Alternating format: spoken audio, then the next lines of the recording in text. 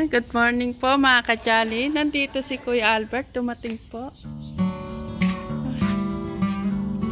Ayan, may dala si Kuya Albert.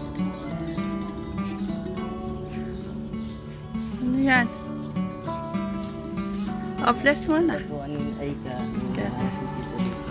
Ha? Oh, kakausapin mo? Dito, nagsabi po siya eh. Ah, ng itlog. Eh, ang tatay mo. Siyempre, kaya nagsabi yan para umuwi din tatay mo. Nasaan si tatay? Nandun mo sa akin yan. Hindi ko po alam kung kailan na ano yan.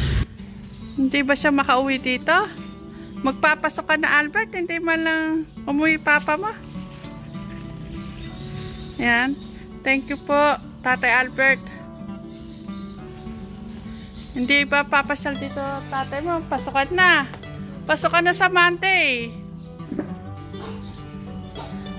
Ano balak? Uuwi naman siya. Okay lang kaya siya bababa eh. Pasok Monday na. Pasukan. Anong araw na ngayon? Wednesday? O, Wednesday na. Dapat yung ano yan, dumating siya bago bago magpasukan.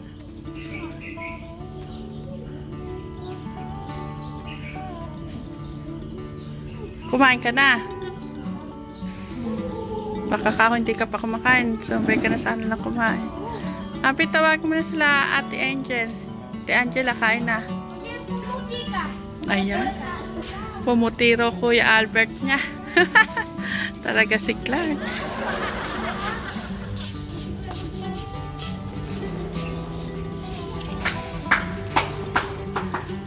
Kuya Albert, ayan, pasukan na. Ala ka talagang balak mag-aral na. Ala na talaga. Sige. Yan ang desisyon mo. Alis ka na niyan? Ha? O, sige. Yan, makipaglaro ka muna kay Midnight. Tingnan nyo po mga kajali si Midnight, oh.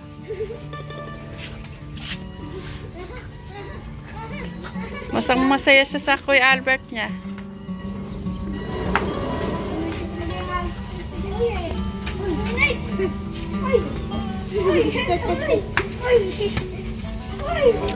Angel, dalhin mo na doon para makakain na.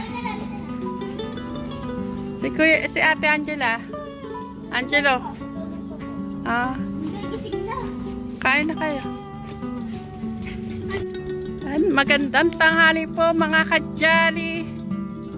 At ngayon po ay mag-ano po kami ng magamit ng mga bata. Magbabalot po kami ng mga notebook po nila kasi sa Monday may pasok na po. At habang nagbabalot po kami ng mga notebook, si Angelo po tuturuan po si Clark at si Abby. Ayan, mas bata sa'yo yung magtuturo sa'yo. Makinig sa teacher nyo. Yeah.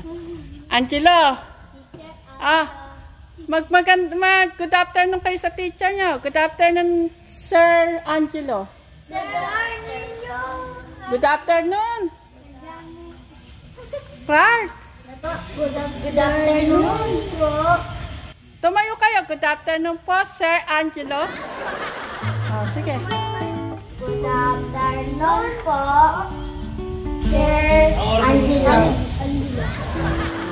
Ayan. Ngayon po ay mag-aaral po sila. Tuturuan po sila ni Angelo kung ano po yung natutunan niya nung siya grade 1. Sige, Angelo. Magpakilala ka sa mga estudyante mo. Na mas bata, na mas matanda sa'yo. Sige. Ayan mga kajali. Ngayon po ay magbabalot po kami ng mga notebook. At habang nagtuturo po si Angelo sa dalawa, kay Abby at kay Kuya Clark. Sige. Pagputihin ha. Ba't mo na ang pangalan nyo? Bago yung Mga kajali, may napipili na pong ready, naka-ready na pang sa mga notebook. Nakapit po sa shop sa Lazada. ano yan? Sa long yata?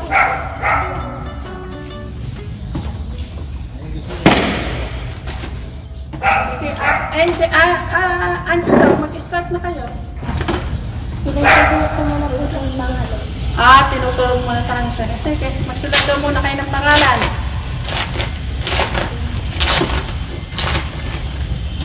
Ito, ano yung nandun na? Hindi ganyan, Angel. Patalikod. Hindi pa ganyan. Yan pa ganyan. Ito niya na. Ito ako muna kayo.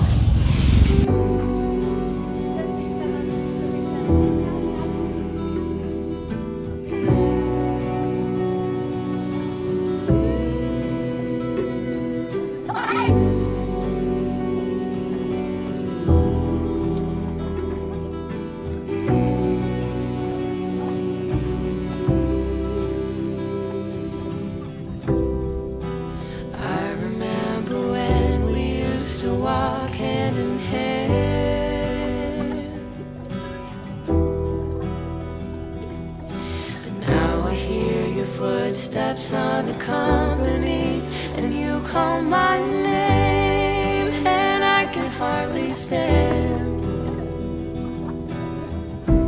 Your voice is so tender when you ask where I have been.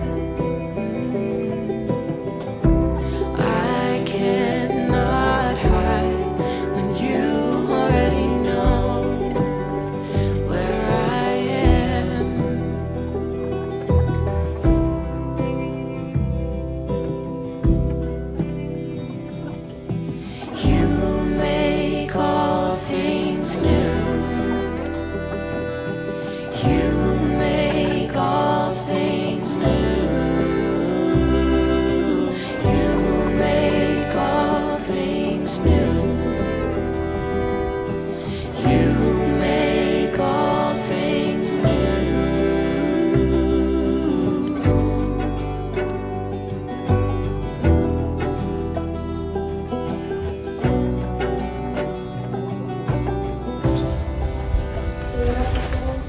Pa naman ni Angelo na kurso.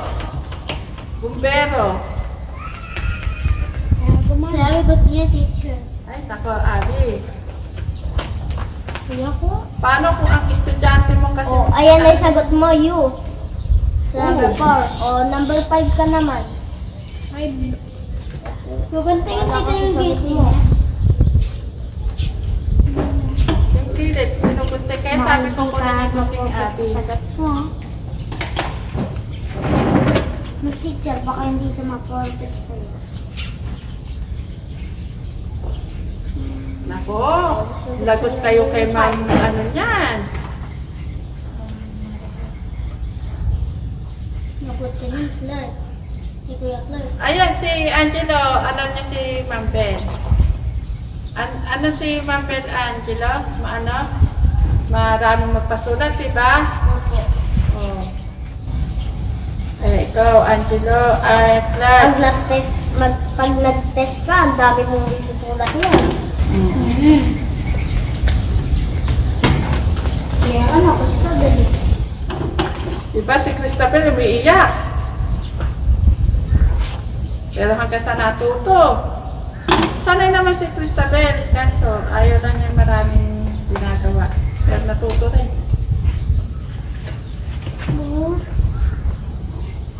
Ano sir, okay ba si yung nakokopya sa'yo ang sagot?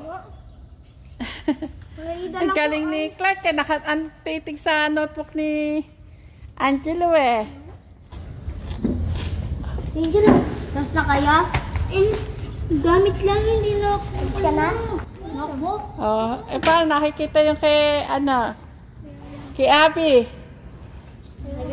360 yung mata ni nagti-360. Sir, check-in mo na yung nila, i-pass na. Ito po, sir. Ito na po. Sige. Tingnan nga natin kung nakailan si Clark. Tignan mo ako. Tignan mo notebook ko. Ba? Dami ah. Ilan yung kay Kuya Clark? Apat siguro, tita. Number 1. Tignan lang din natin sila. Number 2. Tita, kundi lang po pa ganito ko din po, tita. Ewan na. Kuya Clark. Tita, di naman ano dito. Kuya Clark. Tita, kundi lang po ba itong ganda pa? Marami. Kompleto yan. Kuya Clark, may ano pa ako. Ano? Oo. Ako wala pang ganyan. Meron. Kompleto ka rin. Sa akin ang gamit mo. Nabili na. Mukha yatang perfect ha. 7. Kay Abby pala yun.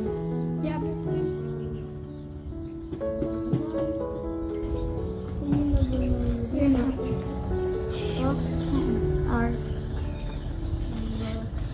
10. 8. Oh. 8. Dalawa. Number 11. Ano ba yan? Hindi ba S yan? Hindi po. Nagawa lang 8 ano na. Eh. Sabi po ni Abi, mali po daw siya. Sige, sige. Yan, kahit na. Babawi na din yan. Nabi. J, tama.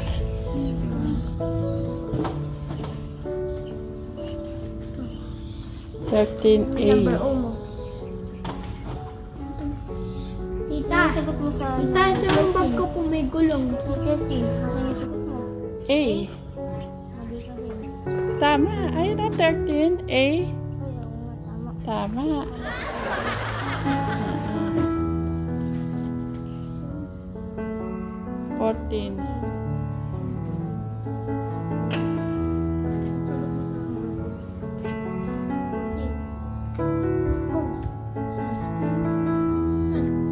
Dito sa baba. Ganyan din po kaya Abi, tita. Bumaba yung sagot ay 15. 15N. Ayun. Bumaba na yung sagot niya. Kaya nga tumataas. Tumataas pa din. Magkasunod.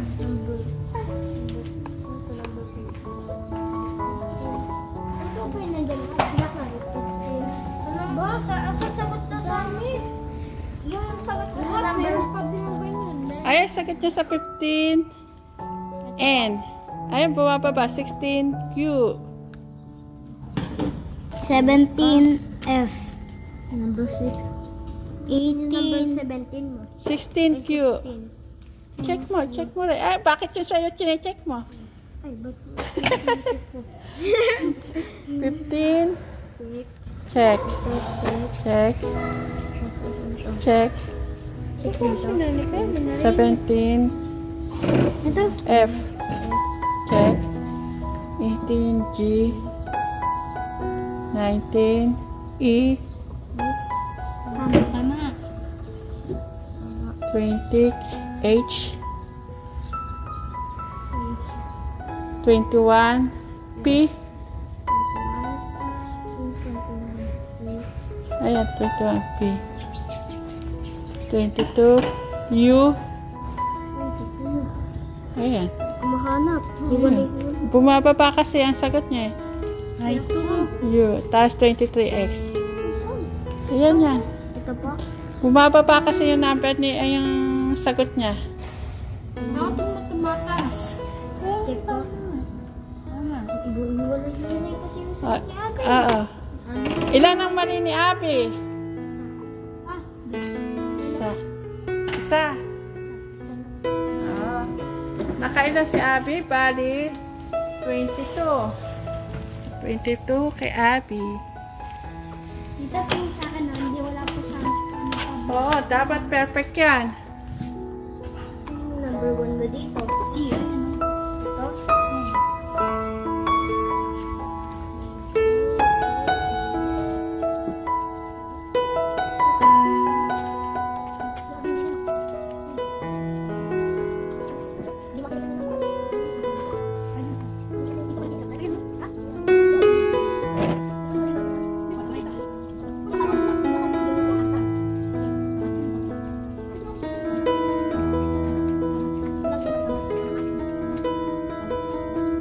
Wah, perfect yata. Tama. Tama. Tama. Oh, may mali siya isa. Wala siya lang naman yun. Wala kang X. Eh, paano? Hindi tinakpan mo yung notebook mo. Nakita kasi ni Clark. Nakita ko kanina eh.